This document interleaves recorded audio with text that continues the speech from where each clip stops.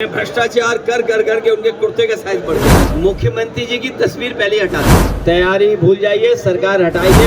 ये बाबा साहब भीमराव अम्बेडकर जी के रास्ते पे नहीं चलते। ये पीडीए से घबराए हुए लोग हैं। संविधान उसके तहत देश चले। उन्होंने उद्योगपतियों का एटीएम नोएडा में लगवा दिया। कम से कम मेरठ के व्यापारियों को बुला लेते। गाँव के मतदान का इतिहास पढ़ा होगा, वो जानते होंगे कि उन्हें कितना संघर्ष करना पड़ा, क्योंकि ये सरकार मन विधान से चलना चाहती है। मैं आपसे कई बार कह चुका हूँ, आप बात नहीं समझते। मैं आपको समझाना चाहता हूँ। अभी 2026 है, फिर 27 होगा।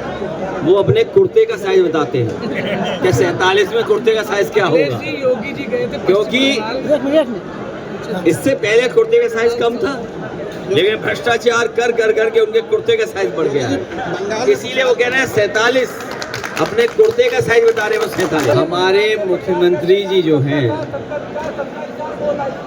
वो बहुत ही घबराए हुए हैं, क्योंकि अभी मैं एक डिप्टी सीएम साहब का इंटरव्यू देख रहा था। मुख्यमंत्री जी की तस्वीर पहले हटा दी। सोचो, डिप्टी सीएम ने सीएम की तस्वीर हटा दी, और सीएम डिप्टी सीएम को नहीं हटा सकते। ये जो डिप्टी सीएम दीदी दीदी दीदी दीदी कह रहे थे, आप बताओ, दीदी हो गई वो तो अच्छी बात है, दीदी कहा, लेकिन वो तस्वीर कहाँ है मुख्यमंत्री की? मैंने कहा अपने किसान भाइयों से, नौजवानों से और गांव में रहने वाले जो तैयारी कर रहे थे प्रधानी की, तैयारी भूल जाइए, सरकार हटाइए, फिर तैयारी करिए। मैं अपने पत्रकार साथी जो लगातार चीनी मिल को लेकर के कह रहे हैं, जी अभी बहुत सारी टेक्नोलॉजी बदली है।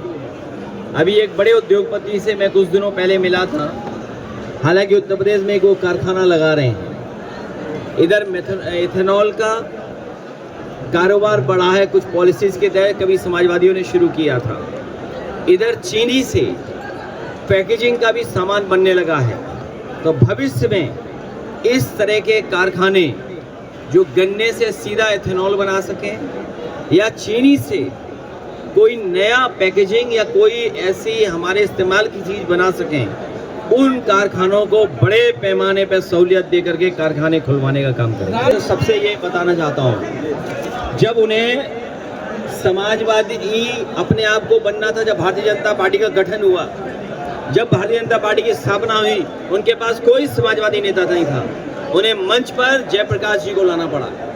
जिस समय ये लोग अयोध्या से हारे, आप रिकॉर्ड चेक करिए, जिस समय सपा बसपा ने भारतीय जनता पार्टी को हरा दिया, उसके बाद ये मंच में बाबा साहब भीमराव अम्बेडकर जी को भी ले आए हैं। ये बाबा साहब भीमराव अम्बेडकर जी के रास्ते पे नहीं चलते हैं, ये छतरी लगाना चाहते हैं।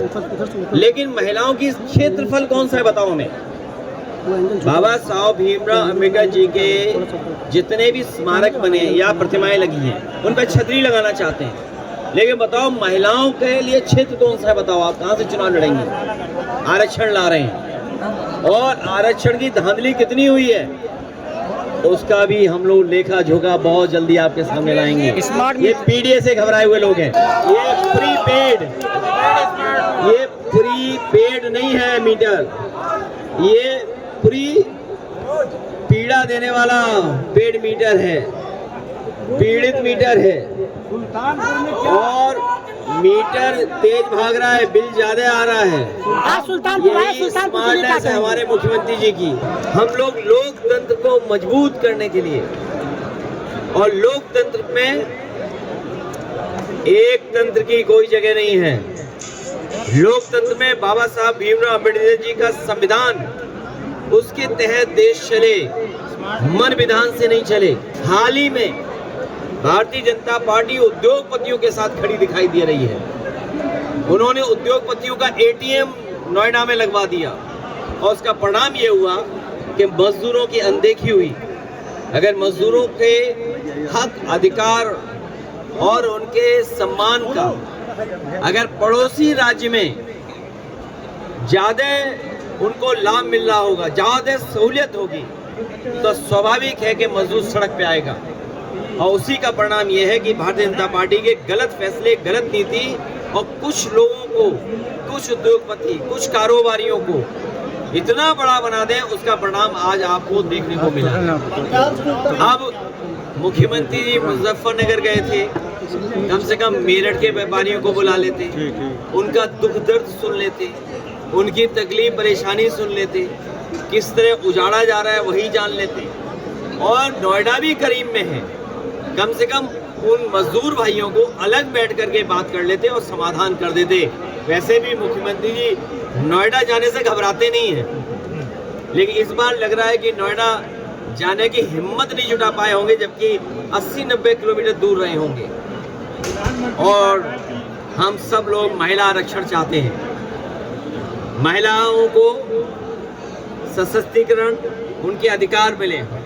जिन्होंने महिलाओं के मतदान का इतिहास पढ़ा होगा वो जानते होंगे कि उन्हें कितना संघर्ष करना पड़ा, उसके बाद उन्हें अधिकार मिला केवल वोट डालने का। और आज हम सब लोग पक्ष में, लेकिन सवाल ये है कि जल्दीबाजी क्यों? ये जल्दीबाजी किस लिए?